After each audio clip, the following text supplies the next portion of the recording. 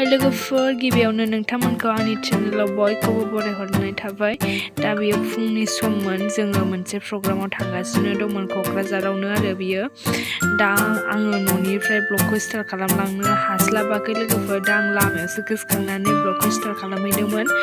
दा जोङो बबे जायगायाव थांनो नागिरदों दा नोंथांमोना नायलांबाय थादो। बिदिब्ला आंनि भिडिअखौ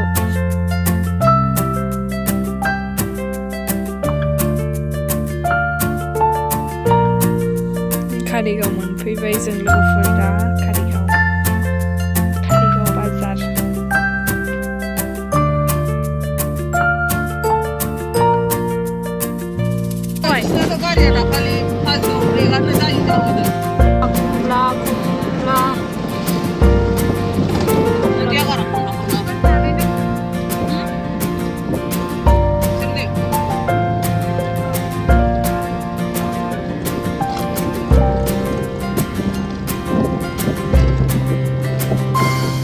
फैबाय लोगोफोर प्रग्रामावनो जोंहा।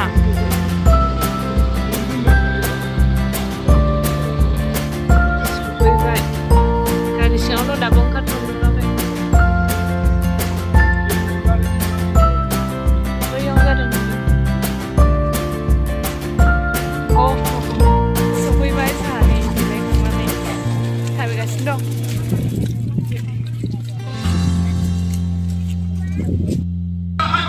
थाबायगासिनो प्रग्राम माबायाव स्टेज सिङाव हाबैनो।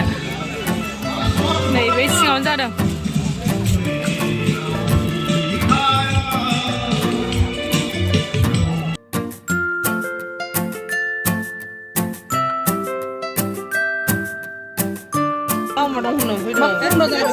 सफैबाय सिङाव हाबबाय।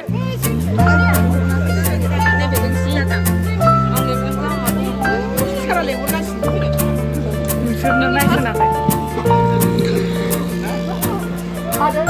ओंखाम जाखांना फैबाय जोंहा। दाबो थांनो मोनाखै। मिथिङा दाबो जोबा मोनसे मोसाखांबावबाय जों। जोबनानै फैबाय नै मोनानि ओंखाम जाना थांसै। थाबायगासिनो दं। मोनालायबाय।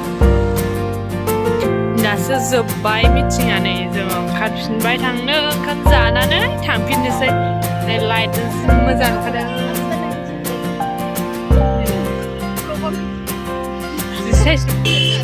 ओरैबायदि साइज नुखायो दा नै। बेबायदि मोजां नै लाइटजों बिराद साइज नुखायो।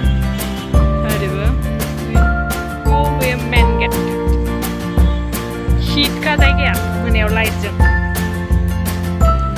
थांफिननोसै जोंहा न'आव। नै ओंखाम जाखांना फैबाय। गेटआ नै जा साइज नुखायो मोनायाव।